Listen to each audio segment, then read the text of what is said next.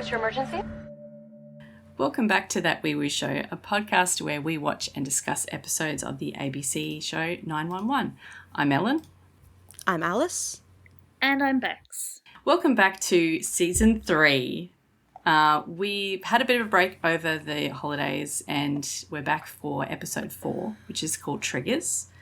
Thanks for sticking with us through our little break here. Actually, as we're recording this episode, there is some devastating fires going on in the real life LA at the moment. So we just wanted to send our love and support to the real life heroes who are battling those fires over there, and to all the people who have lost homes. I'm so sorry. Our hearts are breaking for you. If you want to help with the recovery efforts and everything, there is stacks of information on social media about it. We've retweeted some of it already, so go and have a look at our socials and ways that you can help in real life. Meanwhile, in the fictional LA, Alice, you want to tell us what happened in the last episode of 911? Yeah, so last week, month, year, last time on 911, after having his leg crushed by the ladder truck, Buck was sidelined from the 118 thanks to a nasty clot in his lungs, putting him on blood thinners. To stop Buck's moping, Eddie told him to take Christopher out and get some fresh air, resulting in the two of them being caught in a tsunami on the Santa Monica Pier. This week, as Ellen said, we are going to discuss episode 4 of season 3 called Triggers, which first aired on the 14th of October in 2019. And the official summary says that the first responders raced to save workers in a high-rise during a fire drill, a mother and her sons involved in a perilous car accident, and squabbling siblings fighting over a family heirloom. Meanwhile, Buck delivers surprising news to Bobby. Eddie helps Christopher cope with the trauma of the tsunami. Hen and Karen debate expanding their family, and Maddie decides to take action against a possible wife abuser. It's an interesting turn of phrase. So your triggers for the episode Triggers include a character getting triggered, funnily enough, discussions of cancer, domestic violence, an epileptic seizure, family at threat, misuse of the law, PTSD/childhood PTSD, and stalking. I had to think there and remember what the discussion of cancer was. Yeah, I still can't remember what that is. I think it's like a brief mention when Chim is talking. Okay. So Chim was talking about he got triggered when Maddie got triggered. Right, yes. Okay. And it took him back to his childhood with his mother. Yeah, Chim and Maddie have the discussion about it. This episode was written by David Fury, who is like a little favourite of mine from Buffy the Vampire Slayer times. So it's written by David Fury, Christopher Monfett, and Tonya Kong. Christopher, this is his third episode as a writer. He was previously a producer for season 2. He wrote Mary Xmas and Bobby Begins Again, which are excellent episodes. This is Tonya's first episode as a writer, and directed by Joaquin Cedillo, which is his first episode as a director for 911. Cool, okay. It makes sense because this episode had a slightly different feel to previous ones. Maybe it could be just because I hadn't watched any of it for a little while and I'd forgotten what it was like. But stylistically, it looked very different. Yeah. See, this is why I like tracking who's directed what, because when you know it's somebody different, you can sort of look and go, oh yes, now I understand. Yeah. Or when something seems very familiar, you can go, oh, it's written by this person or directed by that person. That's why it seems so familiar. Yeah, okay. So where do we begin with this episode? We've got the ladder truck and ambulance are racing through the streets with the lights and sirens on. They are heading to what Chim calls the biggest damn fire he's never seen. Yeah, it's a fire drill, which everyone loves. I was glad actually. I used to work in like a 30-story building, and we only moved in there just before COVID. So we actually moved in and then we had to leave again like 5 months later, and we didn't have to do a fire drill. Wow. Because apparently when you do the fire drill, you have to go down, even if it's a drill, you still have to go down the emergency escape, like the fire escape in the stairs. And apparently everyone who'd been there for a while said, like, the next day you're just wrecked because going down, like, 23 flights of stairs is, like, really hard on your knees and your ankles. But no, we didn't have to do that. I can confirm that when I worked in Sydney, I worked in one of the large sort of skyscrapers in the CBD, and we had a fire drill and we were up on, like, the 20-something floor. So we had to walk down all those stairs. I was also, I think, 8 months pregnant and in high heels. No. No. So apparently afterwards, somebody, I can't remember who it was, maybe it was one of the EAs, came and found me and said, you should have waited. We would have taken you down in the elevator. And I sort of looked at her and went, but what happens if it had been an actual fire? Should I have just sat around and waited for someone to come get me? Yeah, well, they say that you're supposed to wait in the stairwell, right? Because it's fire rated. Well, in new buildings, the fire stairs are the safest place. If you can't get down, you wait inside the fire stairs and you're safe-ish. And someone will come and rescue you from in there.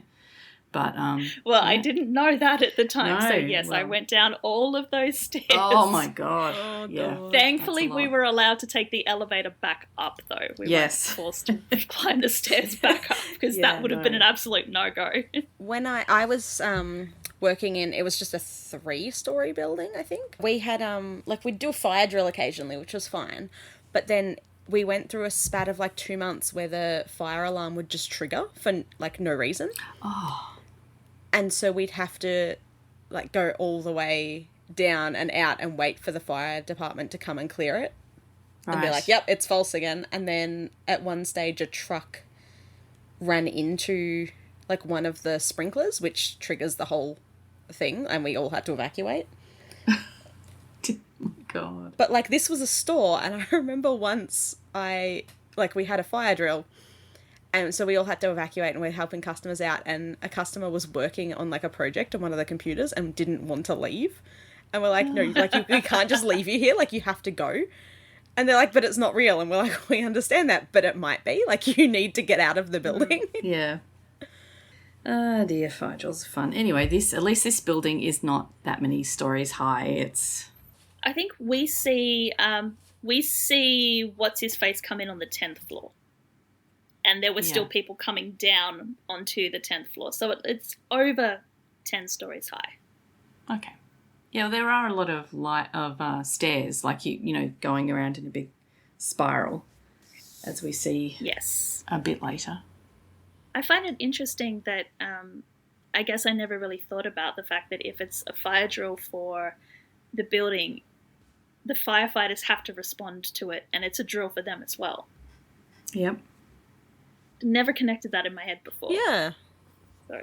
Yeah, they're making sure they can get there in their allotted time. Yes, which apparently the 118 did not do. They got to the site 4 minutes over their allotted response time, and they all look very apprehensive about the fact that someone is going to have to explain that to the new fire marshal. And I love that it's like Jim looks at Hen looks at Eddie, Eddie looks at Bobby, who's just like, oh, shit. This is where they pay me the big bucks. So he goes to explain why they were late to the new fire marshal, who is Fire Marshal Buckley. It's the first time we see Clipboard Buck. It's the birth of Clipboard Buck. It is the birth of Clipboard Buck. He looks so excited to be there. But he's very businesslike in his short-sleeved white shirt, and is he wearing a tie? I'm trying to remember what he's wearing. He's got a skin tie on, and he looks very dapper. But apparently the 144 were there in, a full 17 minutes ahead of the 118. Yeah, much faster. So, which Bobby explains that the 144 is like 5 blocks away from that site. They could have walked there. Whereas I don't know where the 118 is stationed in relation to this site. Oh, it sounds like it's a fair bit further away. But anyway, yes, he's got, he wants to help. He wants to be impartial, but he's got to do his job properly. And Bobby's just like, that's okay. I'm proud of you. I love that he's being really snarky at Bobby. He's like, if I'm going to do this light duty, I'm going to do it properly. I'm going to take it seriously. Yeah. You made me do this job. Yep. So this is your fault. You have to deal with it. You made your bed. Just you have to lie in it. Now lie in it. Yes. He's taking a little bit of pleasure in this. Buck is so pocket-sized in this episode too, like in the shirt. I just want to take him home. I couldn't work out whether it was just because I'm used to seeing like 2024 Oliver. Yeah, compared like to beefy. 2019 Oliver, but they really have just shrunk him for this episode. He is looks so small. tiny in this episode. So small. And so young. Oh, so young. And such a little shit. Yeah. He also tells Bobby that the one thing that he learned from his ordeal through the tsunami is that he is a fighter. He doesn't quit. He fights, and he's going to keep on fighting until he gets back to where he belongs with his team, putting out fake fires. So we've got a little bit of foreshadowing there. Fake fires like this one. Yes. Oh, and then he says, be careful not to log jam at the stairwells. And also a little bit of foreshadowing. There is a lot of people in that stairwell, and they're all trying to get down. Yeah, we get a cut of all of the workers from the building entering the stairwell and very slowly making their way. They don't seem to be going very fast. No, they know it's a drill, don't they? So they're just like, okay, here we go, down the stairs. And we meet Alan on the 10th floor, who walks into the stairwell, looks at the flashing emergency lights, and immediately whips out a pair of sunglasses, much to the mocking of his colleague. But turns out there's a good reason why Alan needs those sunglasses. Yes. He's not doing great. There's a flashing light going on in the stairwell. He sort of leans over the railing to look below, and the sunglasses just fall off his face and fall, all the way down.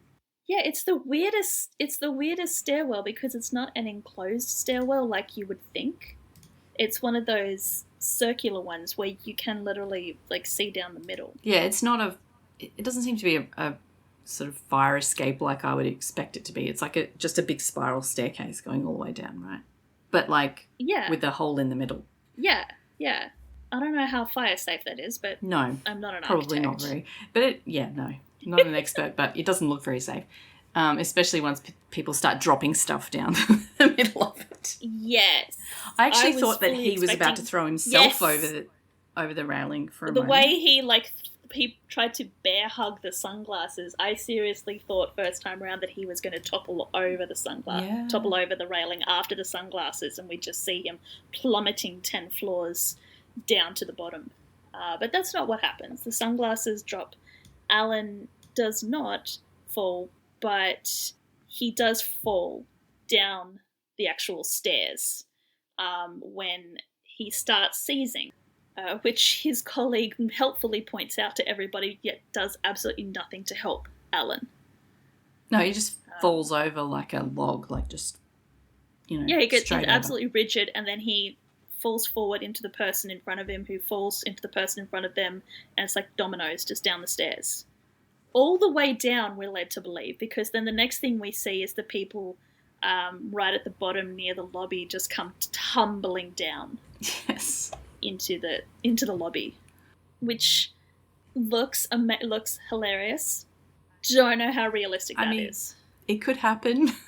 There's a lot of people in the stairwell. I don't know. It's just hilarious. It's full-on just dominoes. funny. It's great. Yeah. Outside of a Three Stooges skit, I don't know if it would actually happen. Alan seems to be the only one who was injured, thank goodness. I mean, maybe the others were, but he's the one who's taken out on a stretcher to the ambulance. And epileptic seizures can be triggered by even sounds can trigger them, Hen helpfully explains. I'm sure Alan knows about that, considering he is the epileptic. He put the sunglasses on to stop the strobe lights from triggering a seizure? Yes. So yeah, I think that just one was for the audience. Audience-splaining. But Exposition paramedic. yep. But they're going to get him to the hospital. He's going to be fine. So off he goes. But first, Yep. he's going to be chased to the ambulance. Oh my god. It's an ambulance chaser named Chase. I just put the dots together. Is his name actually Chase? Oh, Jesus. His name is actually Chase. Wow. He introduces himself, Chase McKay. Amazing. That's, yeah, okay. So, Yep, great. so as they are wheeling him towards the ambulance, Chase McKay comes chasing after him to tell Alan that he saw everything because he works in that building. He's up on the 10th floor. And he says that there are several legal options that Alan could consider and hands Alan his business card. Yep. To which Hen says that he might want to wait until they're in the ambulance before he starts chasing it. I think the argument that he put was that the building was not in compliance with the Americans with Disabilities Act. So perhaps if it had been in compliance, Alan would not have been in the stairwell, or he would not have been in a position to have his seizures triggered. Yeah. Well, having a flashing light probably wasn't very helpful. Did we mention this episode is called Triggered? Yeah. Just see how many people are triggered in this episode. So Alan's the first one that gets triggered. Literally. Yes. I noticed it about the sibling thing, because there's not only is there the trigger thing, but there's also... There's like 5 different storylines going on in this episode. It's quite complicated. Yeah, we'll definitely have to go through it at the end and try and tease out all the different things that are going on. Yeah. I also discovered that ambulance chasing is illegal in California. Oh. Very interesting. You cannot do what this guy is doing. Yeah. So Buck is in full, like, fire marshal mode now. He's like, oh, it's a good thing this wasn't an actual fire. I do love that when the people come dominoing down the bottom of the stairs, Eddie, Chim, and Hen go rushing to help them. And Bobby just immediately looks at Buck, who's got a, really, sort of look on his face. And starts making frantic notes on his clipboard. And Bobby's just like, oh my god. Yeah. He's absolutely in his element. Yep. I love it. And he's like, oh, it doesn't help that you're a man down. I'll make sure I mention that in my report. Bobby's like, He's thanks. such a little shit. But what's great is that he does not pick up that Bobby's being sarcastic. His response, the line reading, the reaction that Oliver gives is that Buck truly thinks that Bobby is thanking him for putting that concession into his report. Yeah. Either that or he's just like lapping it up and loving it, because he's got a huge smile on his face at the end of this bit. So, Pocket-sized. So after the title card, we're going to head straight into these squabbling siblings. Well, except they're not really siblings, but, you know, they sound like it at the moment. We're at Athena and Bobby's house. We are watching Denny and Harry fighting over a handheld game device of some kind. Mm-hmm. Harry's trying to have a turn. He's like, you've had it twice as long as me. I'm just like, oh, this is like my life. Please, no. Squabbling siblings over the computer. Hen tells Denny off and, like, says that he's got to let Harry have a turn. And she says, play nicer, I'll take the game away. So they sort it out. This scene was like my personal trigger.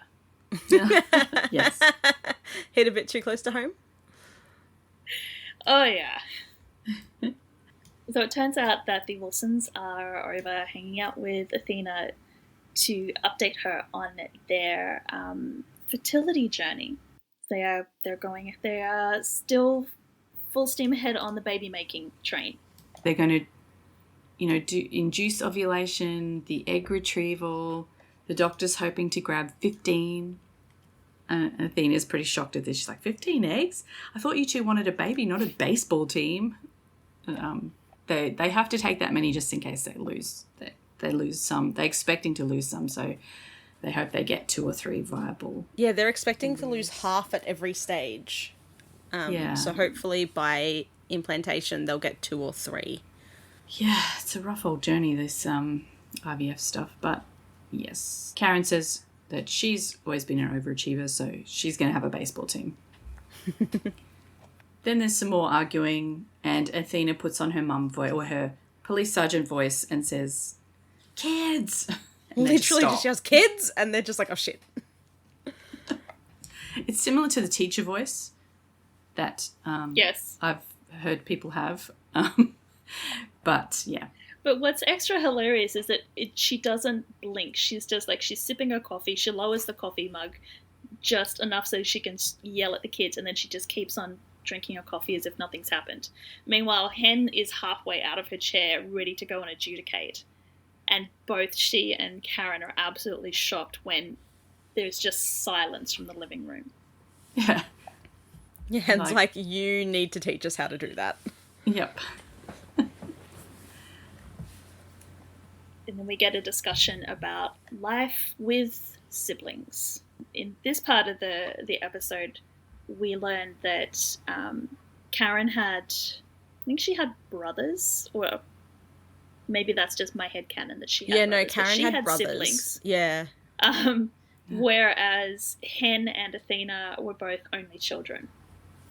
Yeah. So Karen is adamant that growing up with siblings makes you a better person because it basically teaches you life lessons very, very early on. Whereas Hen and Athena are going, well, we were only children and we turned out just fine. Yeah. Hen says that their little one is struggling with the concept of sharing is caring. Ugh. You don't like sharing is caring? Sorry, that I hate that concept of sharing is caring. Yeah. Because it basically means that in order to be considered a good person, you need to give up your own possessions to somebody else, whether you want to or not. Otherwise, you're labelled as a bad person. Right. We never used that phrase in our house. And in fact, anytime somebody said sharing is caring, you immediately got sharing is not getting what you want when you want it. Right. Because the only person who ever said sharing is caring is the person who wanted what you had. Right, yeah, okay. Yeah, true. Like, it was something that somebody forced upon you. Like, sharing is caring. It means you have to give me what I want, otherwise I'm going to tell everyone that you're a bad person. Like, fuck you, no. Oh. You never see adults, like, walking up to another adult going, I want that. Sharing is caring. Yeah. Like, it reminds me of so that. that wasn't... Did you ever read that, see that kid's book that called The Rainbow Fish? Oh, no, Yes. It was banned in our house. Yeah, we got it. I think we got it for a Christmas or something. We ended up with a copy of it. And I read it to my kids one time and I was horrified. I'm like, this fish had this great thing that was his own thing, and he was forced to give it to everyone, and then Literally no one forced, yeah. and then everyone had it, and it was like, And then he was left with nothing. So, nope. Well, he had like, He had the one same left, as I everyone think, else. yeah. You shouldn't have to belittle yourself in order to fit in with everybody else. Yes, Yeah. exactly. So no, never came into the house. If anybody is worried, my children are lovely children who are both very empathetic, and who, I think that because they were never forced to share, when they do decide to share something, it is actually an honest, legitimate, from the heart, not just something that they've learned by rote to do. So I don't think I've raised sociopaths, in case anybody is concerned with me saying that we didn't enforce sharing. Yeah, I have dogs. They don't know what Dogs will eat whatever you give them. they do not know what sharing is. They just want food all the time. Same as kids now. Pretty much, yeah. But the moral of the story that we get out of Athena and Hen and Karen's conversation is that Danny will love having a brother eventually. Yeah. And I do love this segue. So we get Danny will love having a brother, and then we get Chim screaming, "Your brother is driving me crazy." Perfect segue. Yeah, Chim is not enjoying having a not quite brother-in-law, but Close enough. close enough. He's complaining about Fire Marshal Buck, He's complaining about Fire Marshal Buckley. which Maddie points out the hypocrisy of interim Captain Hahn complaining about Fire Marshal Buck. Ah, yes. A little bit of power. Chim's He like, went Captain mad. Chimney is safely behind us. So while Maddie is talking, she clears up the table kind of thing. But while Chim's apparently still eating, I didn't notice that. She got up to clear her plate at least. But because he was still shoveling food into his mouth while she's getting up. She's like, no, we're done. Are you in a hurry to be somewhere? Like, what? What's the rush? But yeah, she drops one of the plates on the floor and it shatters everywhere. And she just starts having this flashback to doing this and getting hit. And then Chim sort of comes over and goes, "Are you okay?" And she nearly, knocks his hand away, gets very defensive. And Chim's like, "It's okay, I'm not him," kind of thing. But she says, "No, I'm sorry, I've got to go." And she just hightails it out of there. Poor Maddie. She got triggered. Oh, poor Maddie.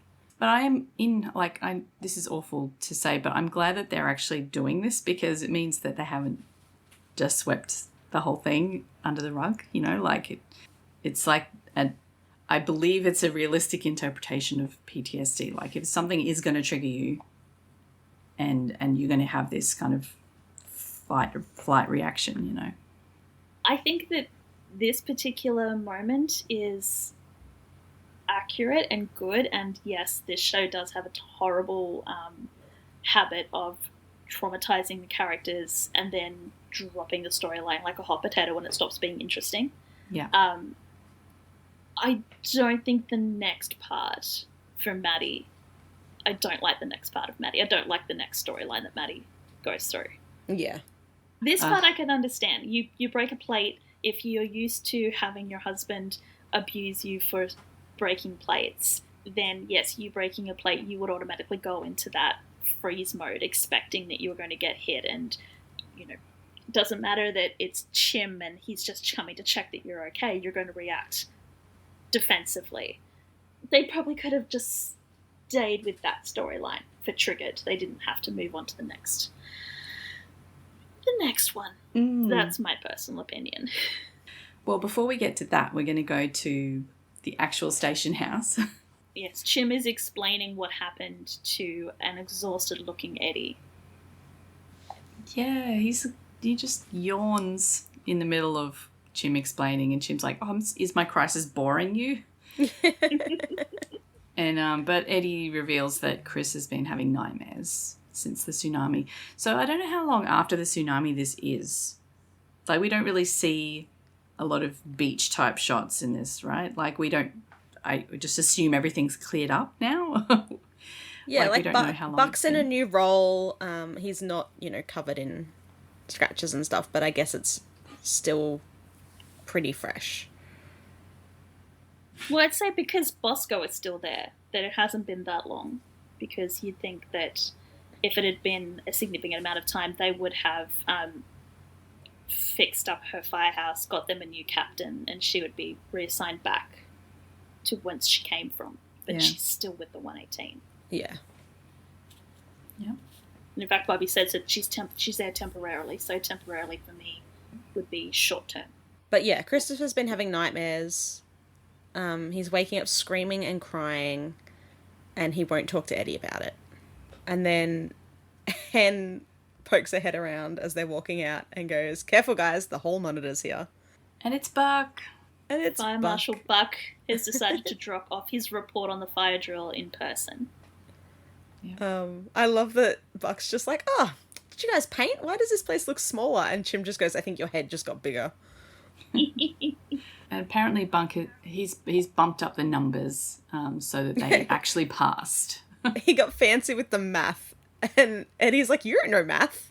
It's like, ow, Jesus, Eddie. Shut up. I know, it does sound really harsh, but there's something about the way he says it that Buck does not take offense. Like, clearly Eddie and Buck's relationship has not been shaken. Like, they're clearly still close at this point.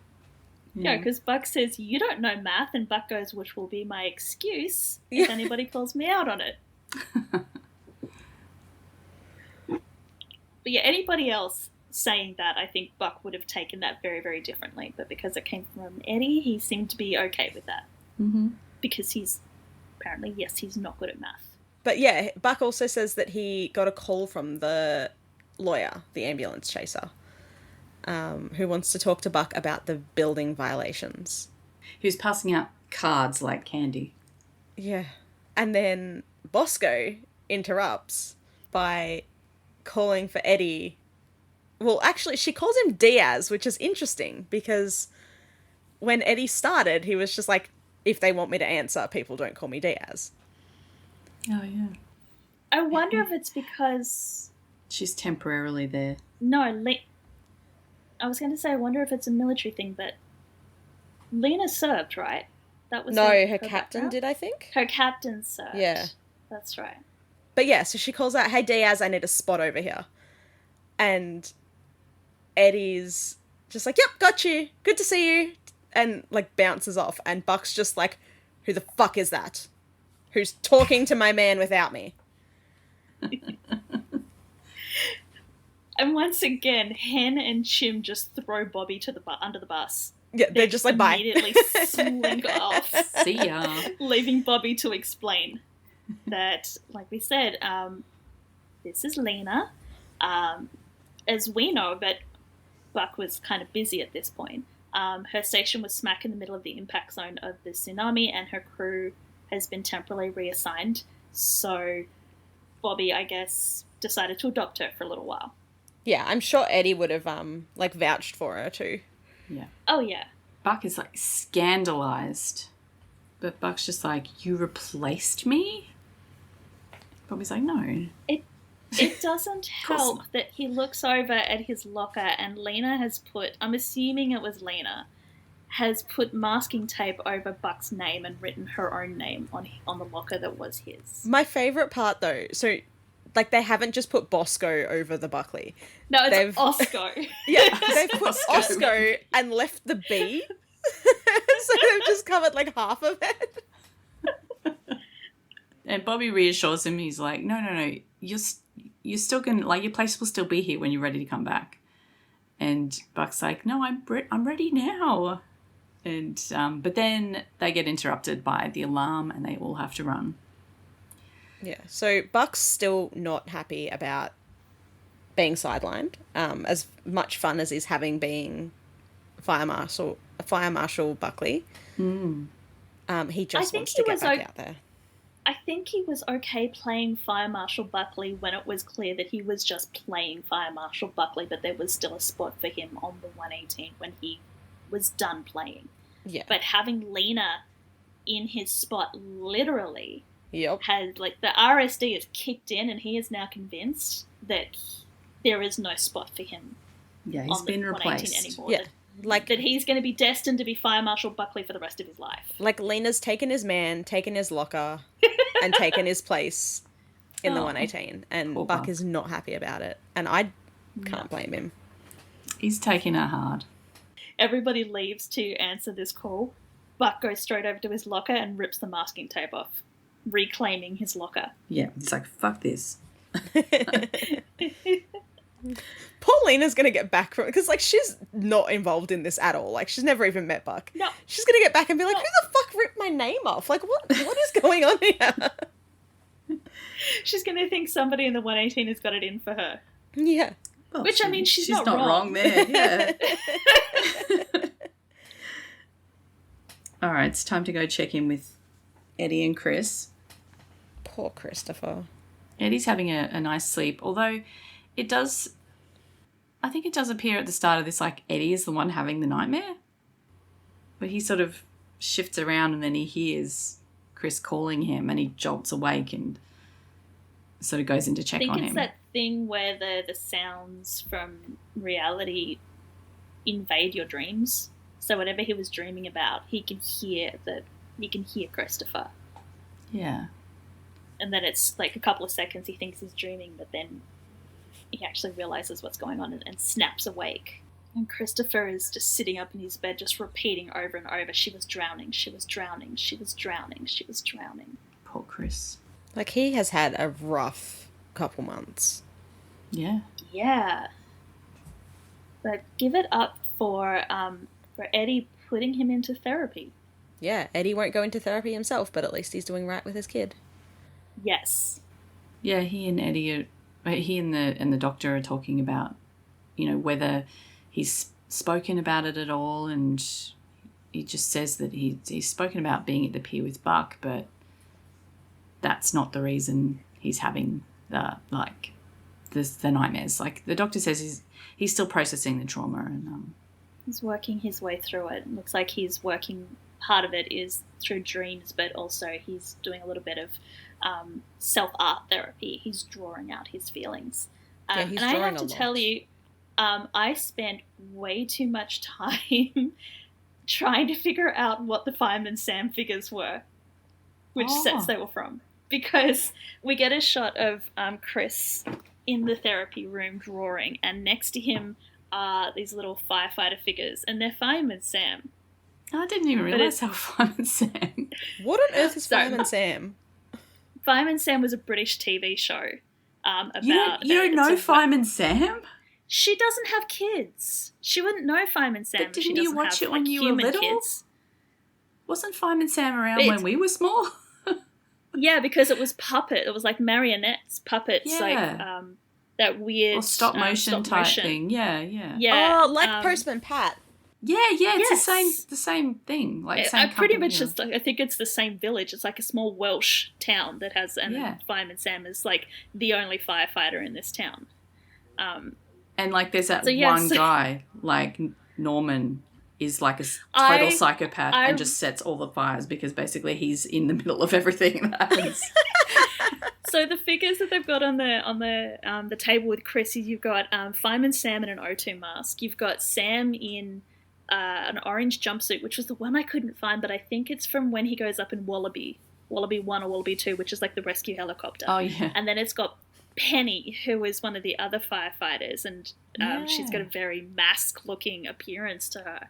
And she's smaller than the two Sam figures, so I guess she's supposed to be the child stand-in when they're doing sort of role play. But they completely missed the opportunity to have a Norman figurine because Norman's got this like messy red hair and these big glasses, and it would have been like a perfect Christopher substitute to have Norman there. Yeah, I'm like looking at images. I've never seen Fireman Sam, I don't think. Oh my god. Oh okay. my god. Well, there you but go. like it looks like, I'm assuming these images are all from like the new... Yeah, they did. It was stop motion CGI'd originally, and then they did animation, and now it's like computer now it's like a 3D animation. Yeah. It's not the best. My kids sort of were into the. We showed the original Fireman Sam, but I think they liked the second gen Fireman Sam the best. See, I watched Postman Pat a lot, but Fireman's no idea. Okay, so I need to know though, in America, I could look this up, but I will just ask the audience. Do you get Fireman Sam with an American accent? Like, is Fireman Sam set in America? He's always Welsh. Or is he Welsh? I swear he's always Welsh. Because you can't, like, I don't see how you can have Fireman Sam without that great accent. But Fireman you never Sam know. He might come from Pontypandy or something. He might come from somewhere up in the coast of Maine or somewhere. I don't know. They have like seaside villages up there like that, right? He has to be Welsh. But yes, if any of our American listeners like have children and they have watched Fireman Sam, do they dub over Sam's accent? Or do you get him in all of his glory? Because it's a wonderful accent. I do love the Welsh accent. Yes, Welsh accent is amazing.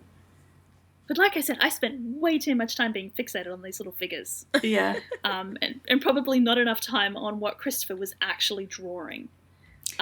Which the shrink does show Eddie some other examples of Christopher's current pieces of artwork, and they are all about people drowning in the tsunami. Well, specifically, it seems to be about a woman drowning in the tsunami. Yes, the pictures is a woman in a red dress, brown hair, with this giant wave sort of looming over her, the words "Help Me" written above her head. Yeah. So when I saw this part, I normally join all of the dots in ahead of time. I don't know why. Maybe I don't pay enough attention to TV while I'm watching it to join the dots. But in this case, I did actually look at it and go, "Oh, is that his mum?" Yeah, Because like he just lost Eddie his mum seems as to have well. forgotten about Shannon, and I'm just Yeah. like, oh my god, he thinks his mum died. Like he's thinking about his mum drowning in the tsunami. Yeah, and then Eddie's just like, oh, there's a random woman. How strange. Yeah, he's like, oh, I don't know what he saw when he was lucky with he Buck. hasn't lost any other women anywhere around here. Yeah. I mean, Anyway. I can understand because for Eddie, he saw what happened to Shannon. At least he saw the aftermath of what happened for Shannon. So Shannon's death is very definitely car accident. Yeah. All Chris knows is that his mother died. Yeah, his mum just didn't come home. So he's got a dead mother floating around in his subconscious. Then he's got this tsunami where he saw dead people.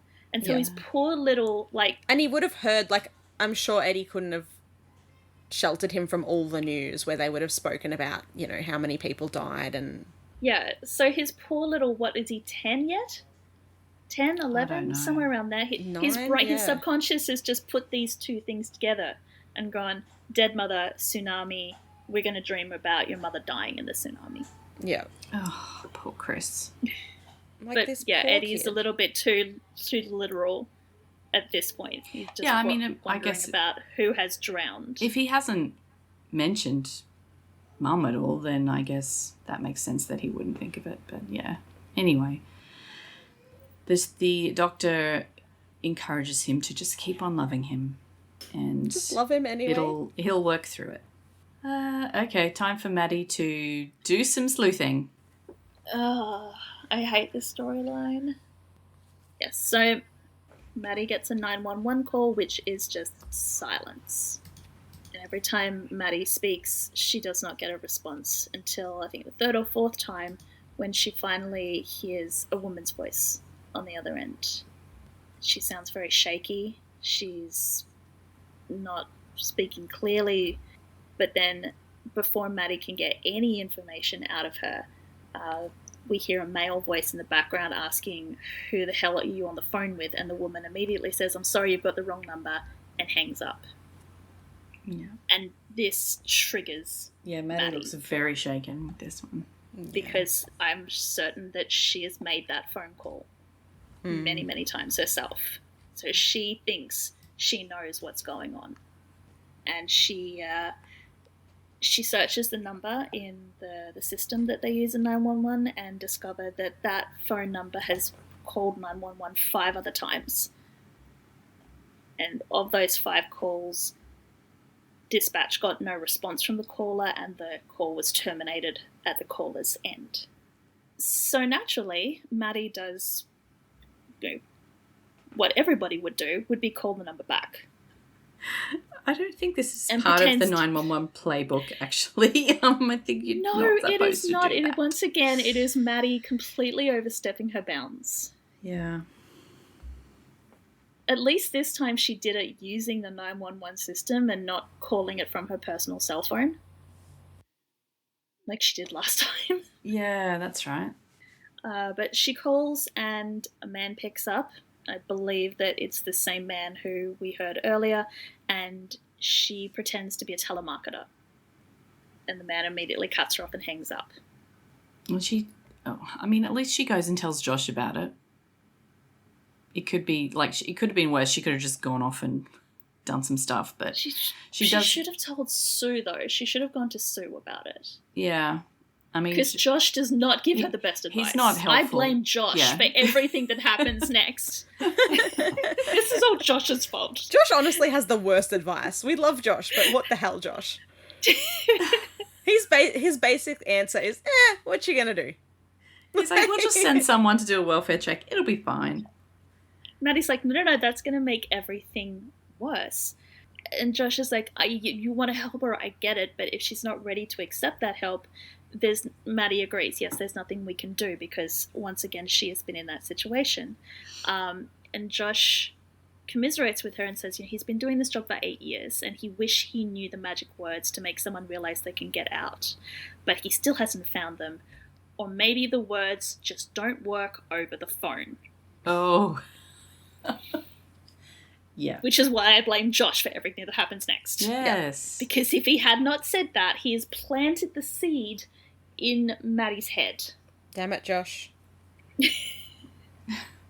All right, so Buck has agreed to speak to this ambulance chaser lawyer guy. Chase the ambulance chaser. Yep. And his report that he put together for Bobby has come back to bite him in the ass. Because he was very gleeful in telling Bobby that, you guys exceeded the time requirement for responding to an alarm, and Chase is using that as negligence on the LAFD's side. And Buck is now having to backtrack and go, well, I know that I put that in the report, but, it's actually, they did a really good job.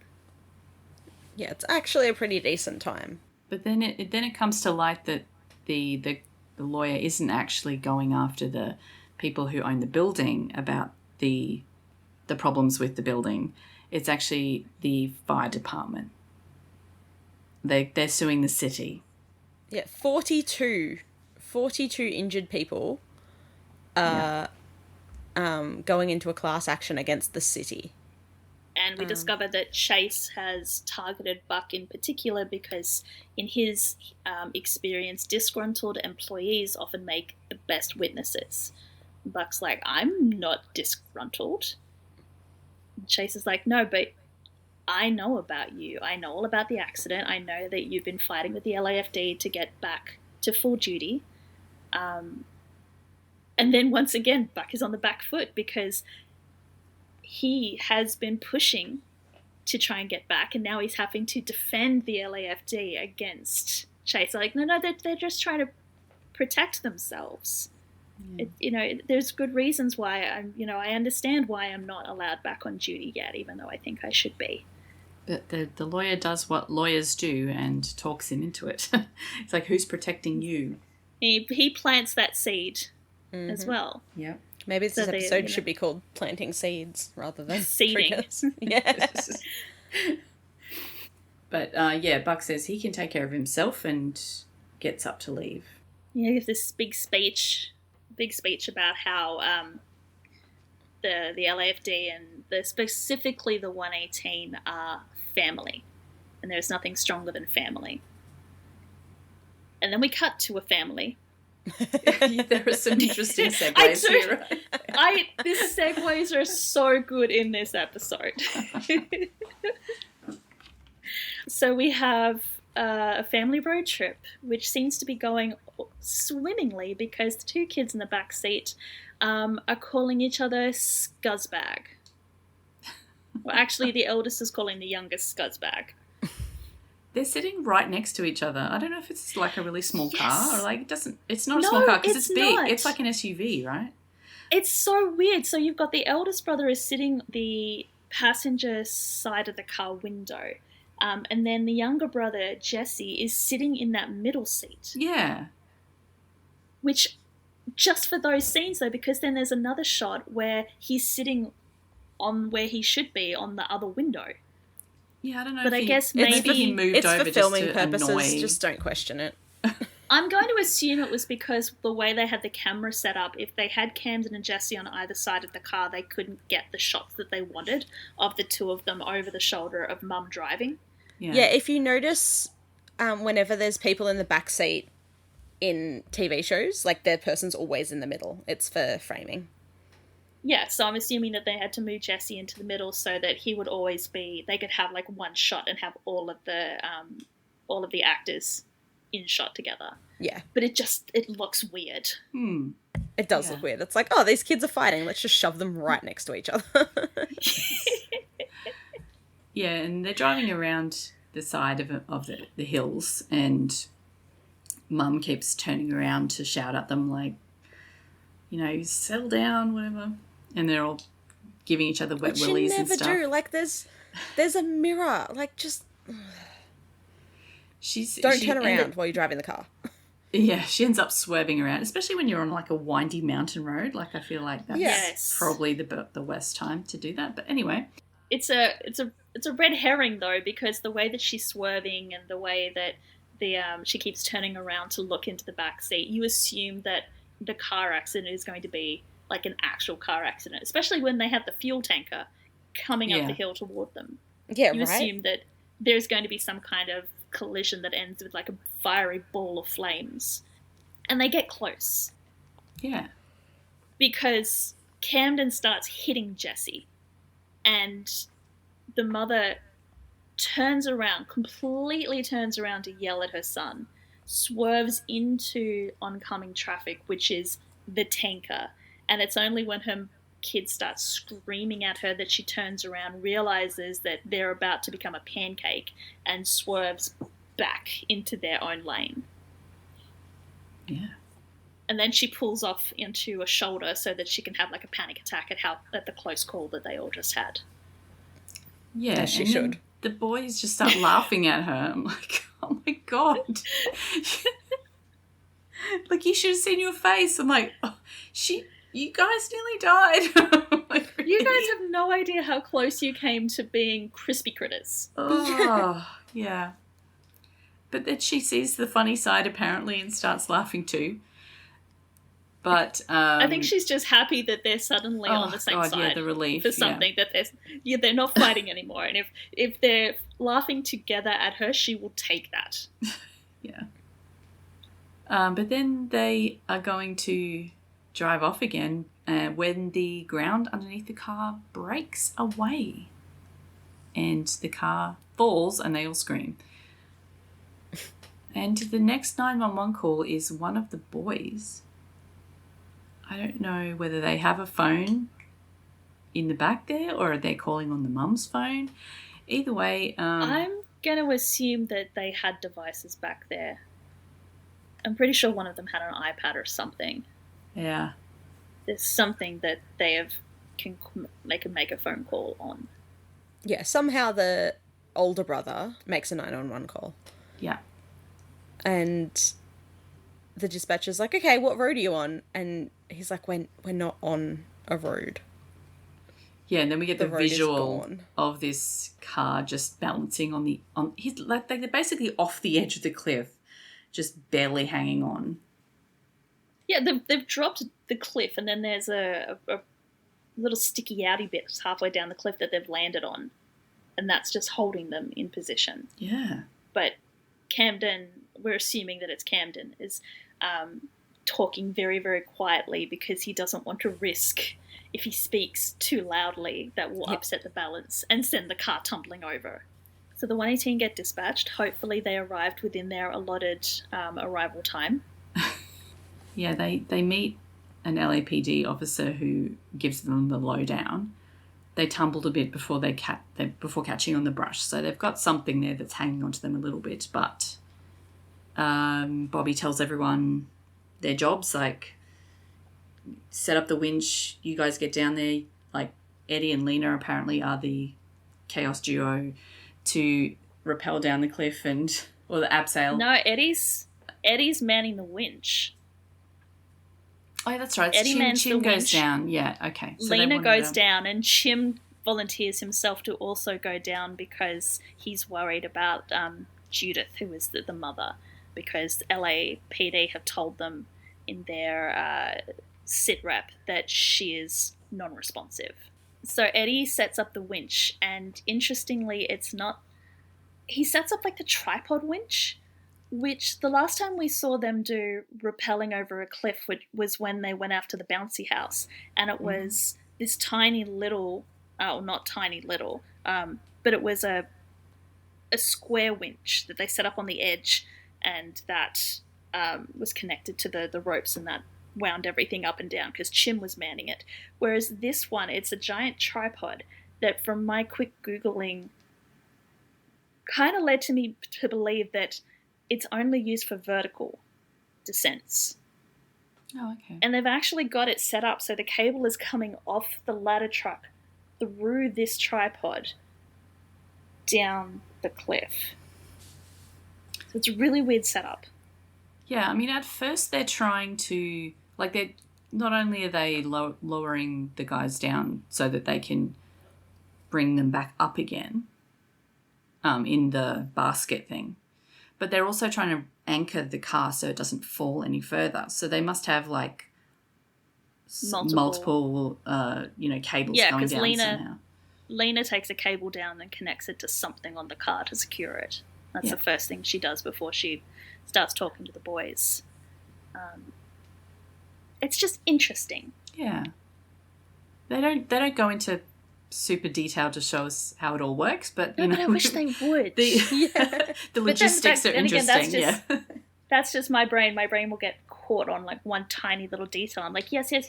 Boys in peril. Yes, I know. Very interesting. Tell me about the winch. But the tension in this scene is amazing. Like, I was just getting so scared for these poor boys. They were terrified, and the mum's just still unconscious the whole time. So they're just, and they don't even know if she's alive. Like, when Chim first gets down there and he checks on her, and then the older son's like, is she dead? And Chim's like, no, she's not dead. She's okay.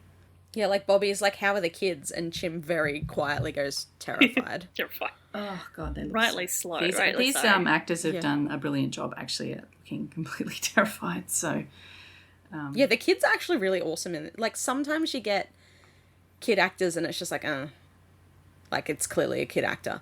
But these kids, like, they do a really good job of being siblings and being, like, off the side of a cliff. They're doing really well. Yeah. It doesn't help that while Lena and Chim are down there, the ground gives way again and the car drops another 20 feet.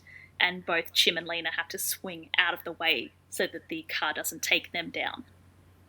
And it's only because Lena has clipped the cable onto the car that the car doesn't go tumbling all the way down to the bottom. Yeah. Like, the engine truck's also having issues because the ground's way too soft.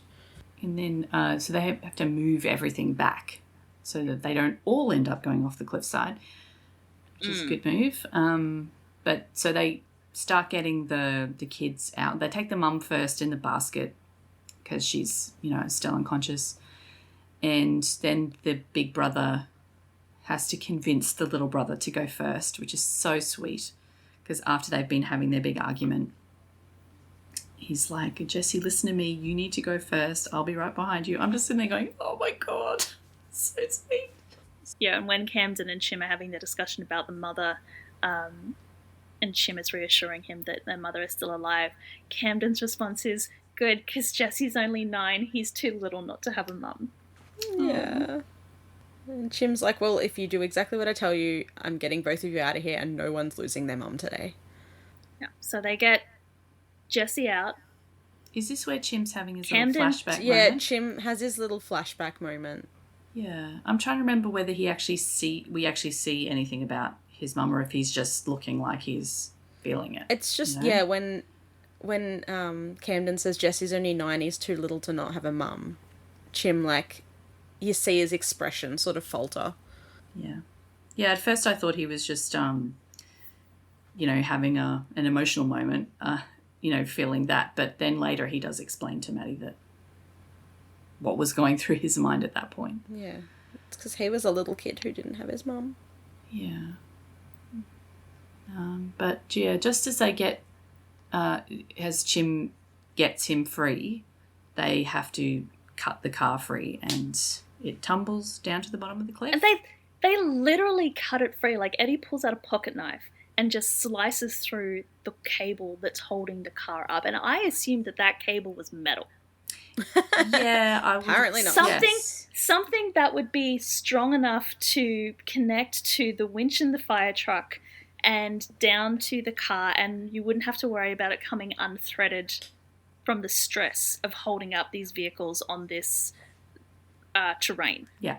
But no, apparently it is cord, and not only is it cord, but it's cord that's easy enough to cut with a pocket knife very quickly. I think Eddie just has like a vibranium pocket knife. I don't know. I guess so, because it's just like a quick slice through the cable, and then the car plummets down, and thank you to the special effects team from 911 for not having the car explode on impact. Yeah. Oh. The way that they always seem to do in movies. They don't normally do that. Well, why would they? The car's not running, so... Which is what, I mean, there's no flame. There's no explosions going on in the car. Yeah. Yes, unless there's any... I mean, you need some kind of spark Yeah. to ignite the fuel. So why... Yeah. Why do they always explode when they hit the bottom of a canyon? If Because of Roadrunner. I don't know. Like I said, there's just something that seems to be like stereotypical, a car falls and then boom, flames. Explodes, I'm just very yeah. glad that Yeah. they did not do that in this instance. Yes. But yeah, so the car goes tumbling down and Chim appears at the top with the older brother and they're safe and sound. And Bobby's like, geez, you were cutting it kind of close there. And Chim goes, I wanted to make an entrance. Can we also note that there is no safety harness that's being used for the boys? Yeah, they just grabbed him out of there. Yeah, but that's not... They should have a safety harness on them, because what happens if Chim suddenly, for some reason, lost his grip? Yeah. He would literally drop the child. That's why they Even- have that orange safety harness that they loop around. Yeah, their, you'd think like, they'd their put waist something and tuck around under their arms. them. Yeah. Yes, they should have had a safety harness for the boys. See, these... I'm so sorry, but these are the little things that I pick up on. And I just... Especially because we see it in so many other episodes. Like, even like that elevator one where they had the Yeah, the mother and her son. They sent Buck down, and they had to... Or with Lena up in the Ferris wheel, they put the safety harness around the guy so they could get him down off the Ferris wheel. So why are they suddenly not using a safety harness here? They ran out. They're all in the tsunami. Apparently. Yes, They the lost entire them all. stock. They've just got, what is it, duct tape and chewing gum? Yes. And they don't hold kids down very well. Well, they could have duct taped them. Anyway, we've got... Speaking of the boys. The boy. Yes. So this is another siblings thing, like Yes. another plot line that we've got going on. Yes, because the mother, they've got her strapped to a harness, and Hen administers the smelling salts, which brings her back to consciousness. And her first concern is she can't go to hospital because she's got boys. And Hen looks up to see that Camden has noticed that... No, Jesse has noticed that Camden has been rescued, and he races over, and the two brothers are just embracing on the cliffside, and Hen is touched by this brotherly love. She says that they're taking care of each other, and you can just see that suddenly that's a check mark in the reason to have siblings column. Yeah. In case we get into a car accident, case they of can cuddle each emergency. other. Tick. they can Yeah, take care of each other. Have a sibling in case of emergency. It's like break glass. Yeah. No, I think it's like she saw... I was about to say Henny and Den, but she saw Harry and Denny fighting. She's like, oh, no, I don't want siblings who are like that. But then she sees these loving siblings, and she's like, oh, but imagine if that was our kids. Yeah, she didn't see and them 20 mum's minutes just ago like, when they were in were the car. literally... like, You didn't see them. I had Fight Club in the back of my car. That's what caused this shit. Like... Yep. All right, so Maddie has now pulled Athena into her schemes. I'm sorry, anytime we talk about Maddie's storyline, I'm just going to go, ugh. We love Maddie, but this is not a great writing choice. 911 do something with Maddie that does not involve domestic Breaking abuse the law. challenge, please. So Athena is aiding her in stalking this guy. She's Yes, looking because him up. She's looked him up. She's got his file. Yeah. So I'm not sure that that's legal, Athena. But Yeah. No, cops it's- gonna be cops. And, she's buddies Gotta abuse with Maddie, those- so that it's power. fine.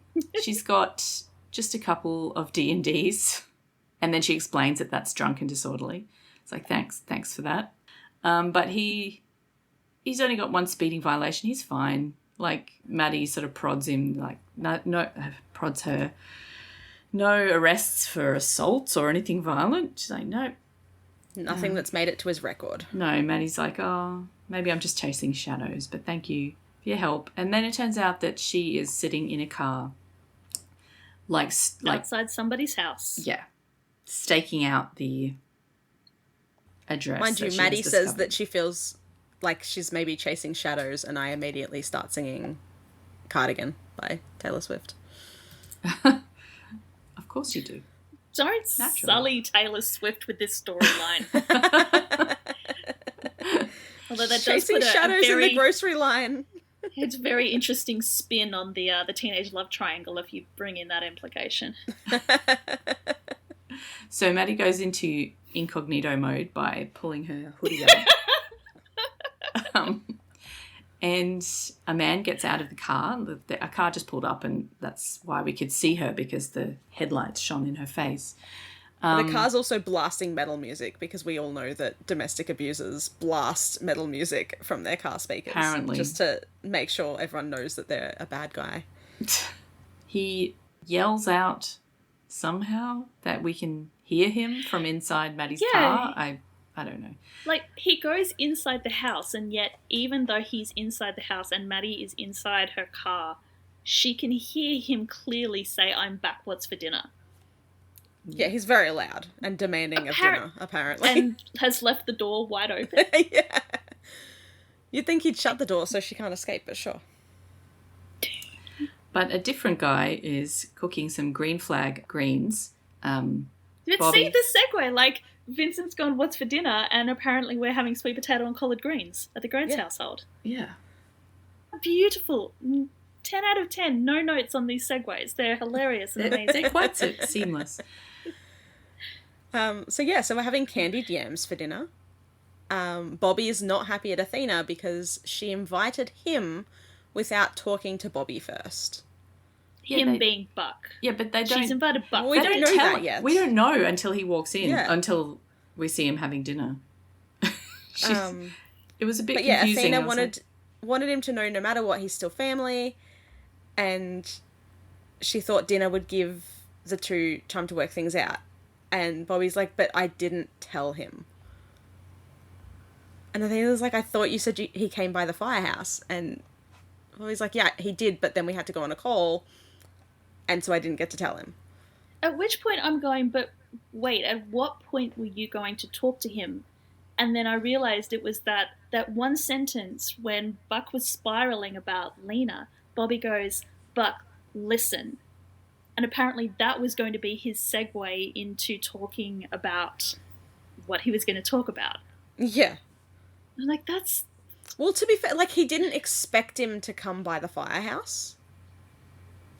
Yeah.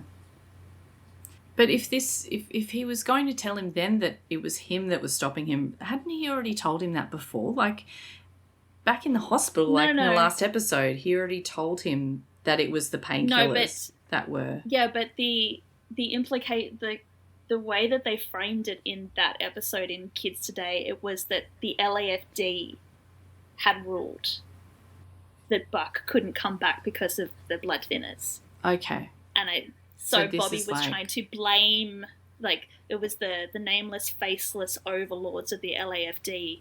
Like, it's not me, I'd love to have you come back, but, the higher-ups have deemed that it's a safety risk for you to be Yeah, so out. Buck's And now...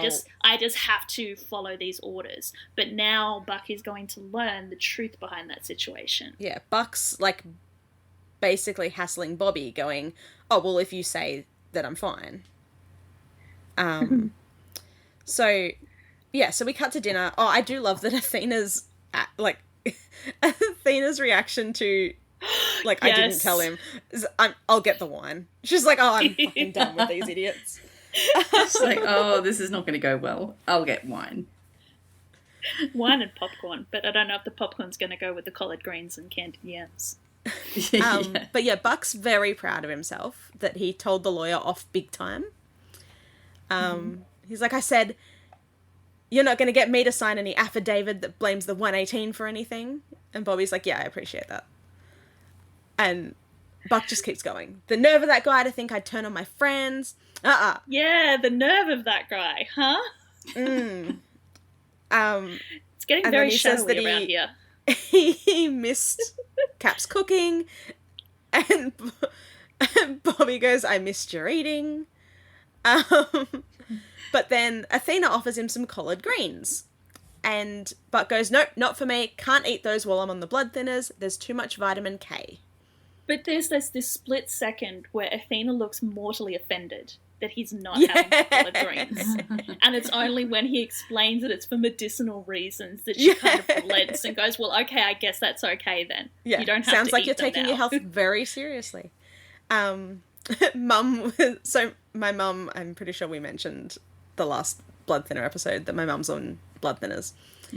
She's like, I also can't have pomegranate, and I was just like, cool, thanks, yep, good. Oh, Then okay. Dad heard random. pomegranate and went out and bought pomegranate juice, and Mum's like, no, I said I can't. Oh, So apparently we pomegranate now juice have is really nice. pomegranate juice. Yeah. I just love that Mum's like, oh yeah, I can't have pomegranate, and so And your dad's just heard went to the pomegranate. shop and was just like, oh, she said pomegranate, and she's like, I didn't say I wanted pomegranate. oh, that's sweet of him to go and do that. Though. Oh dear. Anyway, yeah, so Athena's very proud that he's taking your health very seriously, and Buck says the better he manages it, the sooner he can go back to work. And Athena's like, that's very mature of you, Buck. And Thanks, Mum. yeah, Bobby's just sitting there, like, head in his hands, just like, shut the fuck up. Like, shut the fuck up, shut the fuck... We've discussed this, Athena, shut the fuck up. And Buck's like, hey, that lawyer got me thinking, there's strength in numbers. Maybe I could get everyone to sign a statement of support and show the higher-ups that, like, you guys don't think I'm a liability. Then they'd have to listen. And Bobby's just trying to interrupt him this whole time. Yeah, It's like, he's just going Buck, on and on about, like, they'd have to listen if you told them that I was ready. And I mean, they'd have... These dumbasses. They would have no right to keep me, and Bobby just breaks in and just like, I'm the dumbass. I'm sorry, what? And Bobby says, you're not ready. That's what I told them when they asked. So then And Athena's just like, would anyone like any cornbread? And Bobby takes some. He's like, oh yes, I'd love some cornbread, thank you. And Buck is just sitting there with his mouth open going, what? So then that loops back to that scene in Kids Today when we were talking about that episode, and Bobby gets the phone call as they're leaving the retirement home, and I couldn't understand why they'd kind of put that scene in and how it related to him going to the hospital and telling Buck that he's benched. So that's the phone call, I guess, where the LAFD called Bobby and went, okay, we've gone through all of Buck's test results. He's fine to resume duties. What do you think? And Bobby has gone, no. And then when he's talked to Buck, he's covered his own ass and said that it's a higher-ups have said. Because they've obviously gone, well, okay, if his captain is saying he's not ready, then we're obviously going to take the recommendation of his captain. Yeah. But Buck looks like someone's kicked his puppy. Like Santa Claus and the Tooth Fairy aren't real, and then they've kicked his puppy on the way out. Yeah, like he looks so devastated, and as I mentioned, he looks so pocket-sized in this episode. Like, he looks tiny. And he just looks so young and so, like, such a baby. And he's like, what? You're the reason that they won't let me back. Like, this is his... Like, Bobby is his father figure. Yep. And his dad has just said, you can't come back to your family. Like, we've kicked you out of the house. And obviously we know that's not what happened. But, you know... the RSD is strong with Buck. Oh, yeah. And Bobby says the medication's the reason. Athena says that Bobby's just worried about you. We're all worried about you. And Buck just goes, I thought you were on my side. I thought you were my friend. And Bobby's Bobby like, I am your friend, but I'm also the captain of almost 20 other firefighters whose lives and safety depend on the decisions I make, and I can't put them at risk. And let's be clear, when he says 20 other firefighters, he actually means like 4 other firefighters. He could give a shit about the other 16. It's just those 4 that he's worried about. And Buck gets angry now. Like, I am at 100%, maybe even more. I've never felt so good. Like, he bashes his hand on the table, which Athena won't like. And Bobby's like, I know you went through a lot in that tsunami, and maybe you feel like you can survive anything. And Buck's like, anything like a knife in my back. And then he just stands up and So he's like, dramatic. Athena, thank you so much for inviting me. Like, this was lovely, but I'm going. Teenage petulance is the first thing that they did. Like, we're straight back to Buck 1.0 here. Yep. Really? He's very upset, though. Like, I can understand wanting to get out of there as quickly as he could, but yeah, he's not at all willing to discuss anything at this point. He's just like, no, you betrayed me. He just wants to run. I'm out. His fight or flight gets activated and he's flying. He's out. Yeah. Because he knows better, at least now, than to throw a punch at Bobby. Mm-hmm. Yes. Although, what is he going to do? Fire him?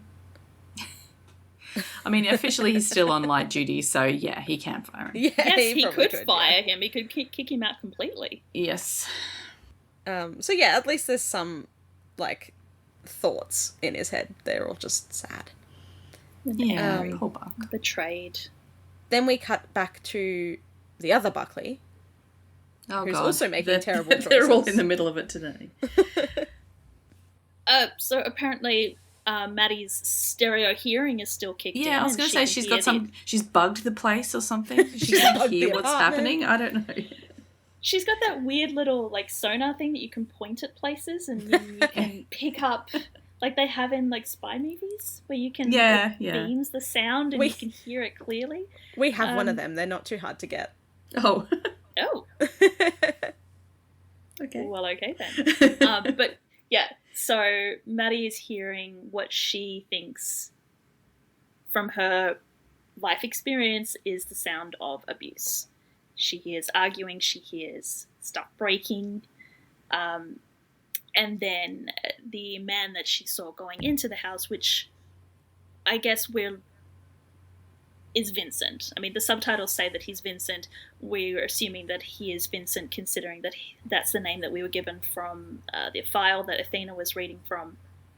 He comes out to his car, I guess to get some distance, clear his head. He drops the keys as he's coming round to the driver's side. And he bends down to pick them up, and Maddie starts the car and absolutely floors it towards him. Yeah, I feel like Maddie just sees him and, like, you know, the red mist comes down and she just goes into vigilante mode. Like, I don't know. It's a weird Maddie decision. Sparks back up. Yeah, I mean, she's already killed one guy. I was about to say, you could understand her doing that if she had been in this situation and she had not had the opportunity to get revenge on her abuser, but she killed her abuser. Yeah. Maybe not in the circumstances, perhaps, that this red mist would want her to, but yeah, so she gets very, very close to Vincent before the mist clears and she swerves. Thankfully does not hit him. And then speeds off into the distance. Yeah, looking extremely shaky and, you know, just broken up. What the fuck did I almost just do? Does this storyline get resolved this episode? Because I don't remember I think I just stopped paying attention. I'll find out later, but... after I think the second time of my watch through, I stopped paying attention to the storyline. Yeah. I don't know if it got resolved, but there's definitely more of it. There is more of it. I remember it goes more, over. I mean, spoiler alert! It goes over several episodes. Okay, cool. Okay, I'm not just. I right. was seriously like, did I forget? Like, no, we haven't got there yet. Okay, good. Yeah. Oh, okay. There's more. Okay. Yeah, this season definitely has a lot more overarching storylines than the previous two. Yeah. Okay. So we had one Buckley chasing people down, and now we've gone back to the ambulance chaser. Who is enabling Cross Bucks. Buck. One angry Buckley to another angry Buckley, both of them making very bad decisions. Yeah.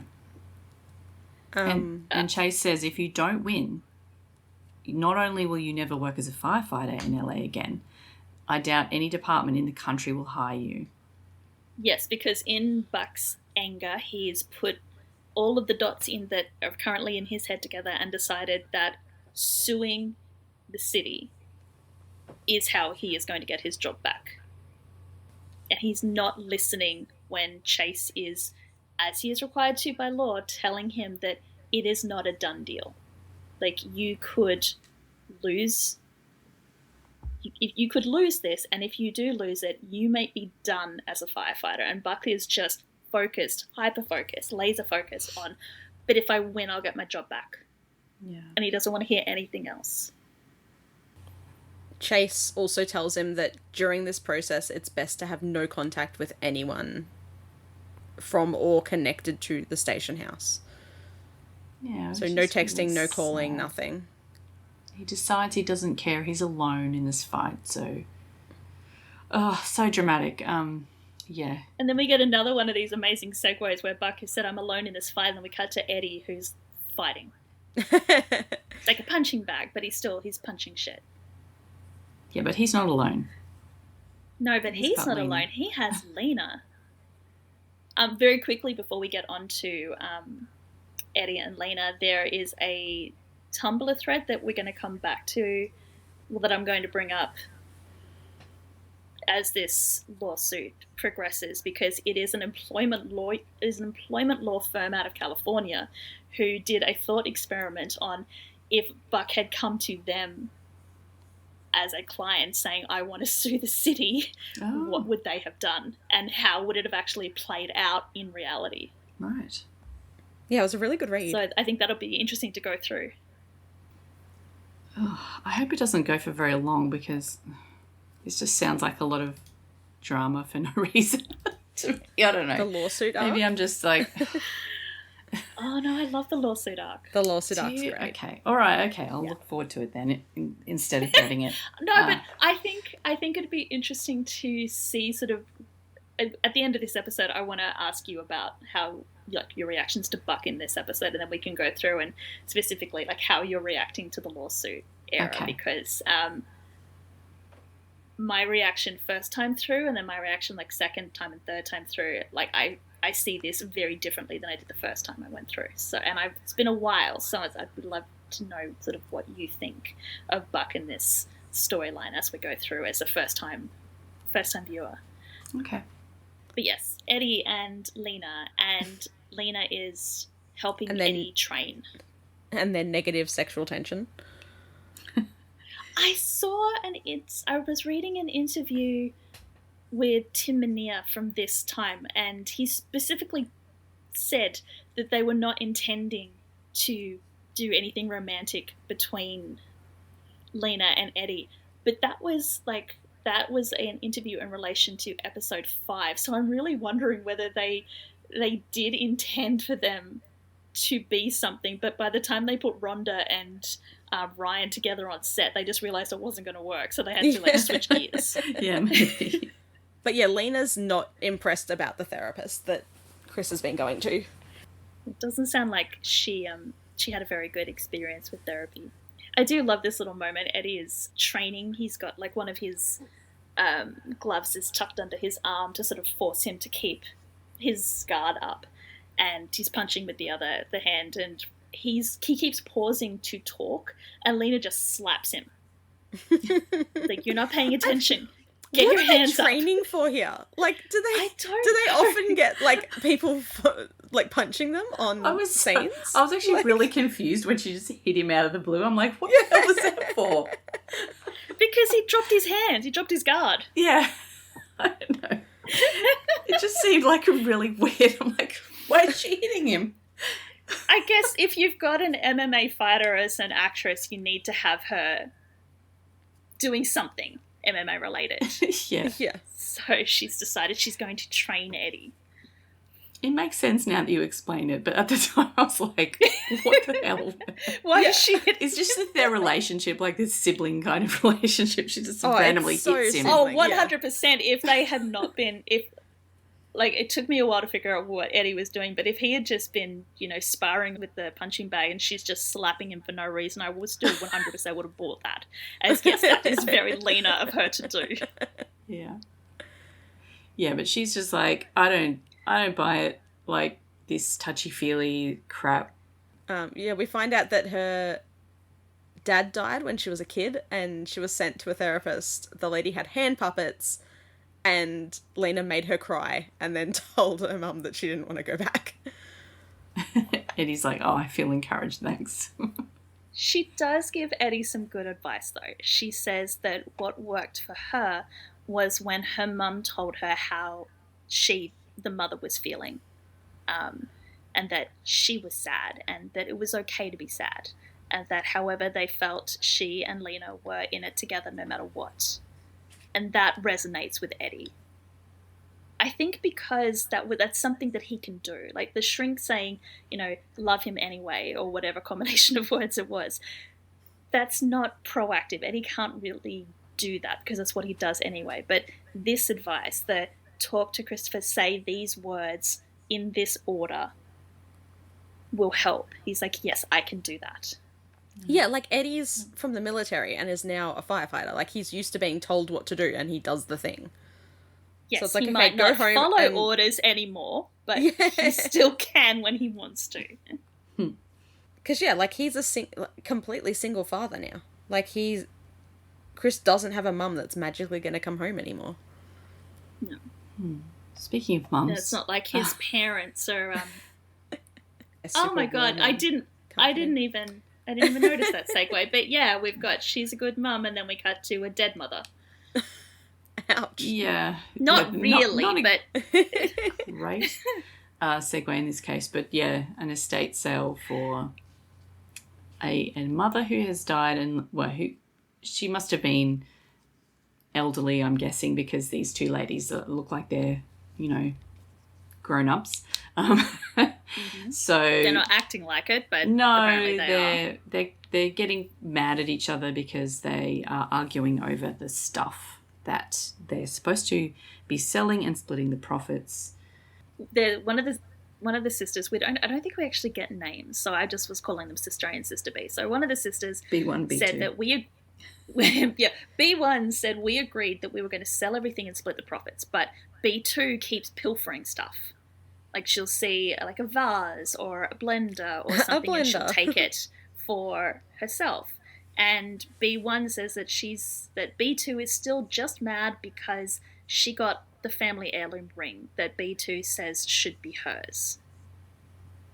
Yeah. But B1 says that she got the ring because B2 got a condo out of her mother and all of this money, and she was the favourite, and this ring was sort of their mother's apologies, like belated apologies. I feel like this arguing scene went on for like a really long time. Which is why I didn't transcribed and I just summarised it because I got so bored. I don't know whether they needed to fill some time or something in this episode, but it just kept going on. And then they're making margaritas, and then they're like they're making up B2 kind of thing. Is making margaritas, and she's using the blender to interrupt her sister, like really, really petty sibling fighting stuff. Yeah. But B1 says that she promises her sister that she'll take care of the ring to the point where she takes it off because she's wearing it, and she puts it in a ring box for safekeeping. And then the two of them get sloshed on margaritas. As you do. While fighting over stuff. Yeah, and then fall asleep on the lounge chairs by the pool. And then sister B2 wakes up and... pinches takes the ring box back from her sister and puts it on, and then we get a 911 call. It's a weird setup. It is a weird setup. Anyway, I think it's just the excuse for another example of siblings. So Hen's seen the lovey-dovey siblings, and then now she gets to see the petty fighting siblings because they are called because the sister has put the ring on, and now her hands are covered in blisters and her finger is almost turned black. Yeah. It's gross. And the only thing they can think to do is they need to get that ring off, and the sister, the B1, is like, can you just cut the finger off so you don't have to cut the finger ring? That's fine. I meant to look it up to see if this is a real thing that happens, but apparently if you have phytophotodermatitis. Yes, it's a real so thing. if you have citrus on your hands and over a certain temperature and UV light, And it makes your hands swell up? It Like, causes wow. a chemical reaction, so she's got chemical burns all over her hands. I mean, remind me never to make margaritas in the sun. Like, this is awful. yeah, so just don't make margaritas and then fall asleep in the sun without washing your hands first. Apparently. Yeah. Or, like, eat oranges while you're playing, like, soccer or something. Like, anyway. I've never heard of it before, and now I'm just like, this happens? This happens. Anyway, they do decide that they need to cut the ring off, and which freaks out Sister B1 because she's already broken her promise to keep the ring safe. She's already sold it. Yeah. So if they cut the ring off, she has to give the money back, and I think she would prefer her sister to cut her finger off than to give the money back to the buyer. And the two of them are fighting backwards and forwards because when B1 announces that she's sold the ring, her sister's like, "You are without doubt the worst person I have ever known." And Hen's looking backwards and forwards going like, "Aren't you supposed to be in mourning for your deceased mother? Aren't you supposed to be, empathizing with each other and caring for each other rather than setting each other off?" And the sisters just look at each other and go, "Yeah, she's an only child. Yep." Which pisses Hen off. And so not only has she cut the ring off the finger, she then cuts the ring completely in two, which I don't know how she did that. Whether she's cut the stone or whether snippers, yeah. But where did she cut it? Because one sister's there. I think the idea is she's cut it equally in half and given each sister half a ring. But does each sister have half of the stone and half of the setting? Yeah, I don't know. But she's being petty, and then she very smugly says, "Sharing is caring," and I want to slap her up the backside of the head. But also, like, she has already, destroyed their property once, but it could have been mended. Like, yeah, I think and now that was she's the point, snipped it completely in half again. It's like, yeah, she's punishing them for being bad siblings. That is not your job. No, it's not her job. But yeah, the entire point of that storyline was more sibling shit. To really make Hen question whether she wants to bring that kind of energy into her household. After she'd kind of decided after seeing the boys that yes, we do want that. That'll be great. And then she's looking at these grown women going, "Oh no, maybe we don't." All right, let's quickly go through this Maddie bit because, oh my God, what is she doing? How quickly? Because I can sum it up in like a sentence. Yeah, go ahead. Or we can actually go through the scene. Oh, no, no. She goes to the gym. Maddie she's stalking. So the woman who called 911, who she stalked back to her house, her name is Tara. She is apparently a personal trainer at this gym, and Maddie has just so happened showed up during this woman's shift looking all, "Oh my God, I don't know how to use this machine. Please someone help me. Oh wait, you look like you work here. Can you help me? Oh wait, you look like a personal trainer. Are you free right now to do a session? I'm going to book a whole program's worth of sessions with you so I can insinuate myself into your life and save you from yourself and your husband." So almost running this guy down didn't scare her enough to... No, she just had to change her tactics. Yeah. The softly approach. So then after they do their little training session, she actually meets Vincent in person because he comes to pick Tara up and she introduces her to him. And Maddie's like, bad teeth, like, "Nice to meet you." It's just so stupid. Yeah, I don't know. And it cannot end well. I don't know. No. And I know how it ends, and I'm still flabbergasted. She goes to work after all that, and Jim is there. And I don't know if I'm assuming at this point, since they have this conversation, that they haven't spoken to each other since the other day when, she walked off after dropping the plate. I'm guessing it's been a day or two. And Jim did try to call her, and she sent him to voicemail. Okay. So now he's stalking her to try and talk to her because, words over the phone aren't working, so he needs to see her in person. Yeah, it's a little less creepy when it's your actual girlfriend that you're trying to get in touch with. But again, how are they letting him on the floor of the dispatch? Yeah. I mean, he's a first responder, so... Maybe he's got Still. clearance. Yeah, who knows? For the drama. It's for the drama. Yeah. I also think that they've redecorated the break room because I swear there used to be lockers in there at one point and now they've just got cubbies. She says that the dropping the plate thing, that was nothing. Like, you just startled me. It was nothing. And she was like, no, it wasn't nothing. But then he explains to her about how he went to the car falling off the cliff call and tells her about how seeing that triggered his emotions about his mum when she had cancer. And Maddie's like, oh, you never told me about that. And he hadn't really thought about it in years, but the memory triggered and he thought about it. And he guesses that's what happened to her. It is raining. Very astute of Chim. Can you hear rain in the background? No. Good. Okay. No. Mustn't be heavy enough. Sorry, continue. You were talking. Oh, I was too. I thought you were going to take it. So Maddie says there's got to be a word for that. And Chim goes, I'm sure the Germans have something. It's probably 17 syllables long. And completely I love unpronounceable. It's true. They do have a lot of unpronounceable words. I'm sure one of They our do German have a lot listeners of could very tell us. apt words. We need to ask Angie. Yep. Yeah. But whatever it is, it's part of them, who they are, and Chim just never wants Maddie to feel like she has to hide that from him. And then Maddie crosses her fingers behind her back and says, okay, no more hiding. Ugh. She doesn't do the crossing her fingers Yeah, I was going to say, does she really do that? Because I can believe it. No. She is like keeping heaps of stuff from him at this point.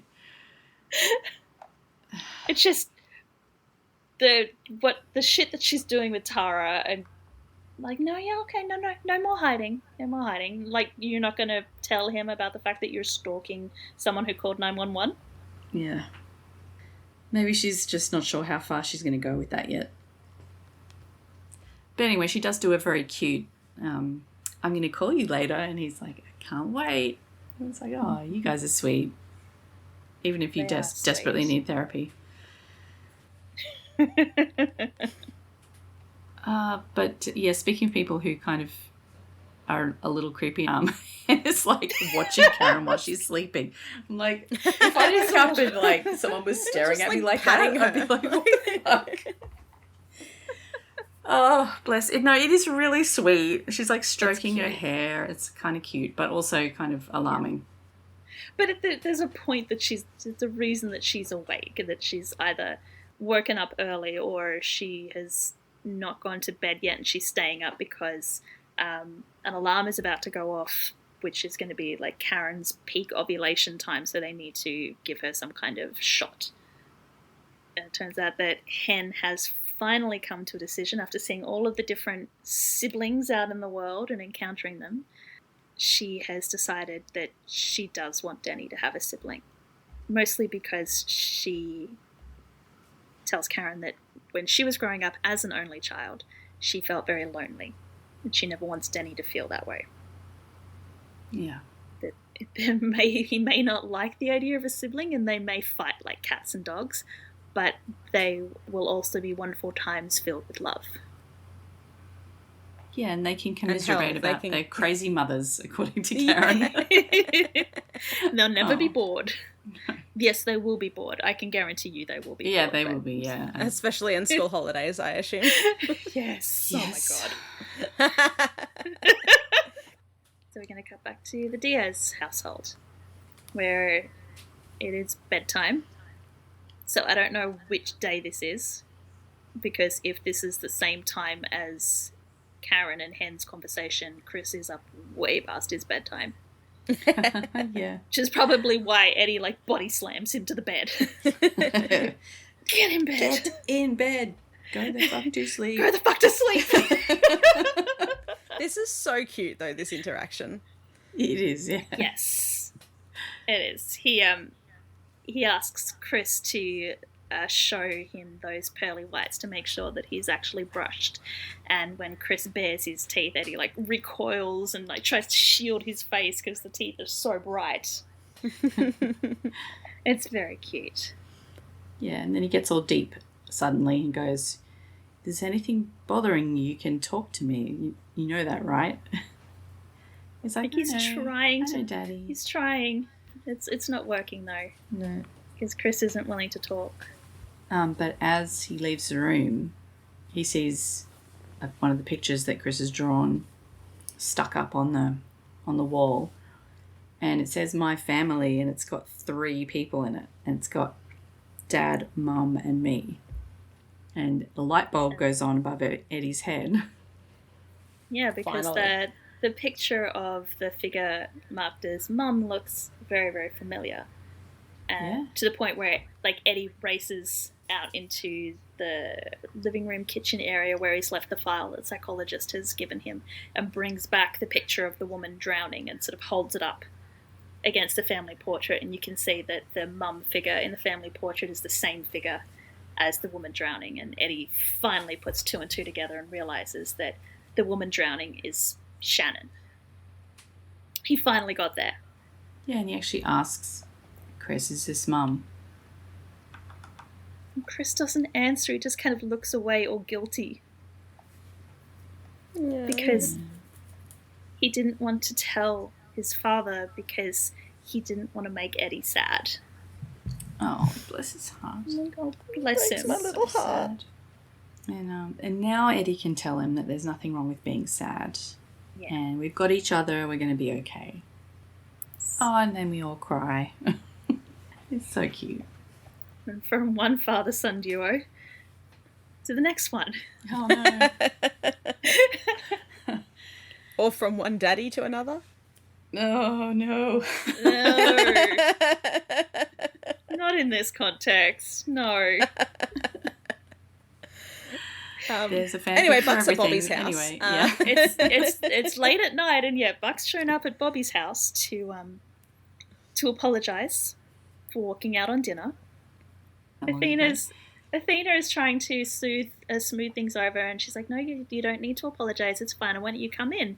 And Buck's like, "I can't do that. This is the last time we are going to be able to talk because I'm suing the city, the department, and you personally, Bobby, for wrongful termination." And serves him something. And I don't know what he's served him, and I don't know whether it's legal for him to serve him whatever the hell he served him. But he served him with something. It's just a card that says "sorry for your loss." And then in brackets in the card it just says "it's me." I'm wondering whether it's like a notice of intent to sue or something like that. But Bobby's got like a what the fuck expression on his face. Athena takes it and reads it for him, and then she's also like, "Oh my god, I'm done with this," and walks off. And they end the episode with Buck saying that he told Bobby that he wouldn't stop fighting until he got his job back, and he's not, even if it means fighting Bobby. And then he turns and walks away, and Bobby just slams the door behind him. And the slamming of the door is the end of the episode. And that's the start of the lawsuit era. Welcome to the lawsuit era. Gird your loins, because it's going to get messy. It sounds messy already, and it's only just started. So, like I said, first time I watched this season through, I definitely had thoughts about Buck. The second or third time, fourth time, fifth time that I've watched it, my feelings about Buck in this arc have changed. So, Ellen, what are you thinking about Buck right now? Well, I mean, I can understand that he's very angry about, like, discovering that it was Bobby who, you know, is preventing him from coming back to work personally. And he did say to the lawyer, like, "I know why they're not letting me back, because of the medication and because whatever." And then he does like this big, 180 and decides that he's gonna sue. I'm not sure how much of my reaction is based in the fact that I am an extremely conflict avoidant person, and I will not. The whole idea of like going to court over something like this is just really worrying for me. This happening to Ellen, and Ellen's like, "Oh, that's fine. It's fine. Thank you." Like, no, don't worry about that. I'm fine. Yeah. No. Bobby's like, "You can't come back to work," and Ellen's like, "Thank you. Here's a tip." No, I may well have go ahead with it, but I would be having anxiety attack the entire time. I don't know. No. It's, yeah. I can understand, like, his reasoning, but I just don't understand how he went from, like, is the lawyer this good at talking him into it that he just went from, no, I know why they're not letting me back, to, no, you definitely should let me back and I am going to force you to do so. Yeah, I don't know. I'll see how it unfolds. At the moment, that's the main thing that's confusing me. Yeah. I feel like I don't remember how the lawsuit arc plays out. Like, I watched it very quickly, to the point that my original notes had this episode and the next episode all in one, like, file. And I was like, oh, apparently it changed to episode 5 at some point. You didn't even notice when it... Literally did not even notice. So, like, I was watching the episode and, like, following my original notes, and I was just like, when does this happen? And then I'm like, oh, it doesn't. It's next episode. But yeah, like, I feel like Buck feels backed into a corner and he's lashing out. Yeah. Yeah, well, I mean, obviously hearing from Bobby that it was him that has told them that he can't come back to work was the last straw, you know. He was already upset about the whole thing, but now it's like, is that how you want to play this? Like, okay. Yeah, like when he felt like it was him and his family against, you know, the man. Yeah. And then it turns out his family was, yeah. I think from memory, the first time I watched this through, I was very angry at Buck. I thought he was being very selfish. Oh, absolutely, yeah. I couldn't understand why he was taking this kind of action. I thought that this was just very selfish, very petulant action to be taking, very over the top. Those are not my feelings anymore. I think I understand now a little bit better why he's done what he's done and why he thinks he needs to do it this way. But yeah, I can see in people who are starting to watch the show for the first time, sort of who've joined since season 7 and they've gone back and they've started watching these seasons, have been seeing sort of reactions on Twitter that people are also very angry at Buck at this point and they can't understand why the fuck he's doing this. Mm-hmm. And they're also feeling that he's overreacting and being very selfish and being very... It's like... No, there Buck is no other word. It is... It's so, just, yeah. It's hard because Buck has no one else. Like, he doesn't seem to have any other friends. He doesn't have any family besides Maddie, who is dating someone from the 118. Yeah, okay. So he's like, he's feeling extra isolated. Yeah, so, like, this is his whole world has come crashing down. But I don't think the first time through that I understood that. Yeah. Because a lot of my feelings about Buck now and understanding why he's doing what he's doing is being informed by what we find out like later on in the show. So there's, you know, progressions in storyline, there's other bits of information that drop, and then so taking that on board and coming back and watching this, it's like, okay. But I feel like you had the same reaction to the lawsuit arc as I did with Shannon's ending. Like, I was angry at Shannon, and then rewatching it, I was just sad. Mm-hmm. Like, and I just felt sad for her. Yeah. Yeah, it's interesting that this is one of these shows that the more you watch it, the more you pick up on things, and it starts to layer and inform, and you get a better understanding, which is great for a show that that you have the ability to binge and watch over and over and over again. But I wonder whether... It changes the meaning, because obviously they intended for you not to find out that extra information about Buck until later. Well, it makes you wonder how much of... Like, did they know what they were going to bring up about Buck the entire time?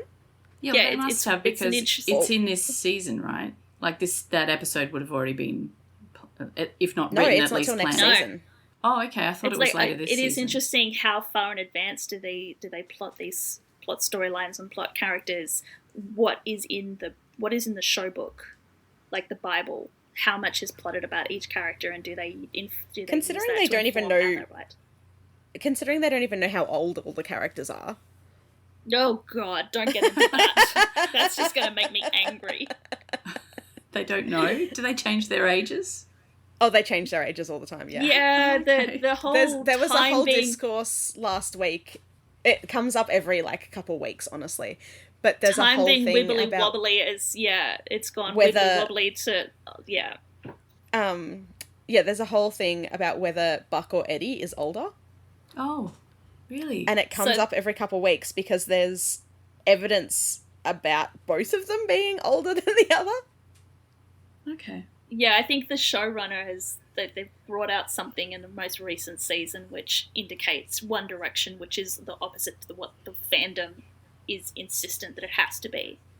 But also Chris's age has changed like 3 times. Yeah, like time is so wibbly wobbly that it affects the characters as well. They're growing. It's Benjamin Buttons in all sorts of directions going on with everybody. Right. But okay, cool.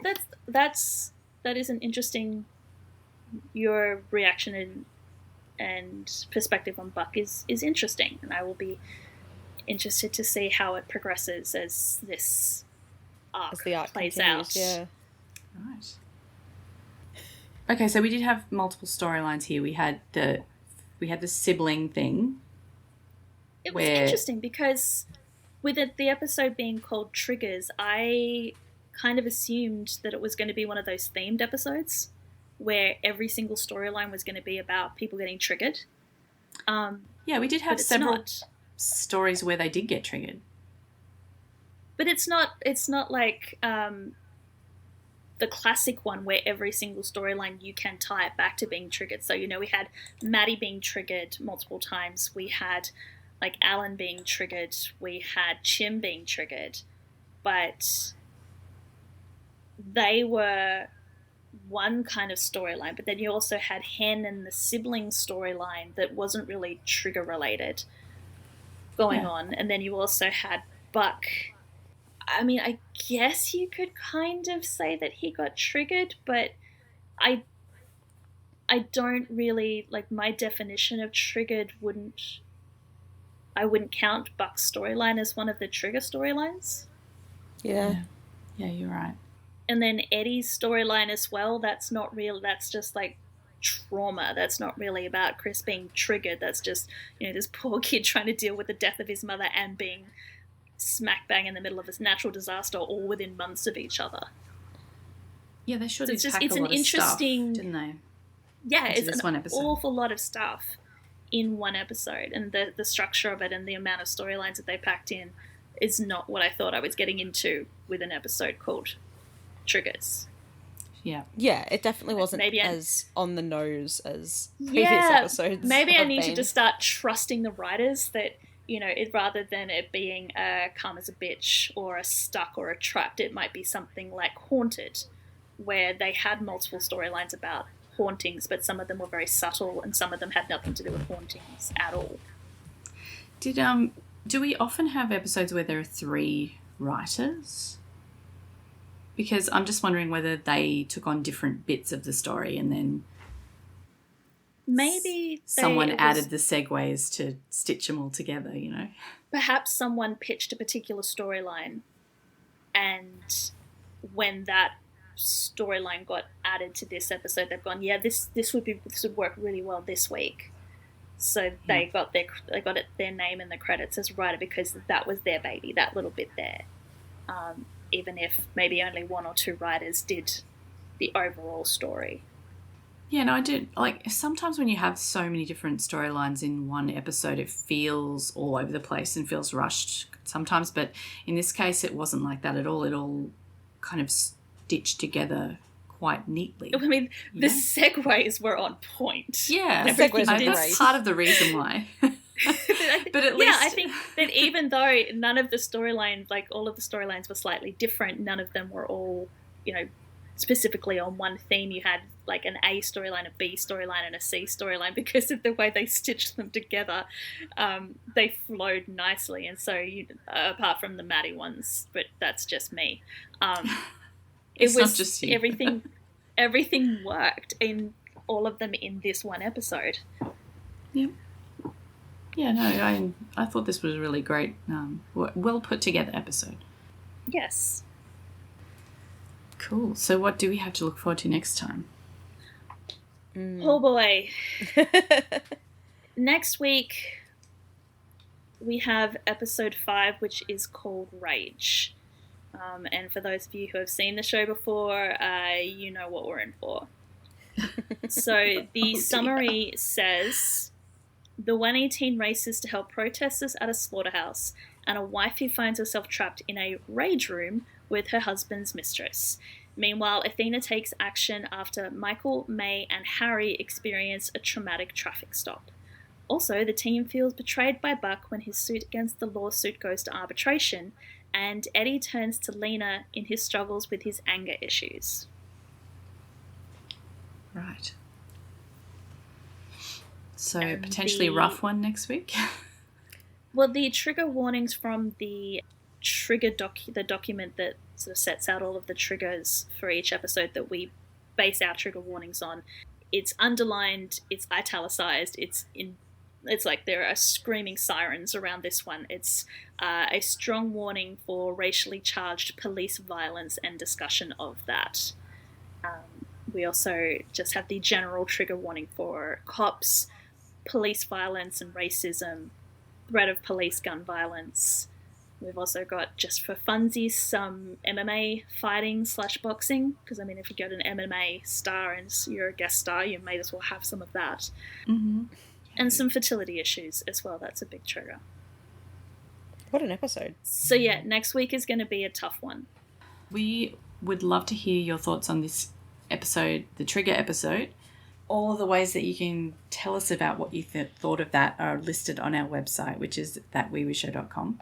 Thank you for those who have left comments on Spotify and also on our YouTube channel. So on YouTube, we don't have any video there, but we've got just the audio for each episode if you want to listen to the podcast via YouTube. And thank you for people who've been liking and leaving comments on there too. So thank you everyone for listening this week, and we will talk to you next time about episode 5, Rage. See you then.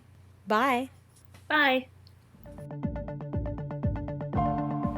911 is a fictional show, but many of the situations portrayed happen in the real world too. If any of the topics we've discussed in this episode have affected you, please know you're not alone. You can call or text numbers in your country for help. Just Google crisis support in your location to find out the number. If you enjoy our podcast, you can help us out by leaving us a review on Spotify or your preferred listening app, and by sharing our social media posts. Find out more at thatweewooshow.com.